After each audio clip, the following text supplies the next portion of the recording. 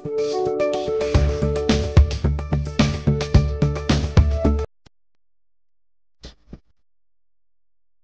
मला या गोष्टीचा आनंद आहे की नितीनजींचं विजन होतं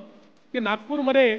एक world class agro convention centre झालं पाहिजे आणि त्याचं एक अतिशय सुंदर अशा प्रकारचं डिझाईन देखील नितीनजीने तयार केलं आणि महाराष्ट्र सरकारच्या वतीने आपण बजेटमध्ये त्याची घोषणा केली होती आणि आता त्याचा निधी देखील आपण उपलब्ध करून दिलाय। देशातलं जे अतिशय उत्तम अशा प्रकारचं पंजाबराव देशमुख कृषी ॲग्रो कन्व्हेन्शन सेंटर असेल त्या सेंटरमध्ये आपण हे आपलं ॲग्रो विजन त्या ठिकाणी घेऊ आणि मला असं वाटतं की त्यातनं वर्षभर ॲक्टिव्हिटीज चालल्यामुळे आमच्या शेतकऱ्यांना वेगवेगळ्या प्रकारची प्रशिक्षणं देखील त्या माध्यमातून मोठ्या प्रमाणात मिळतील।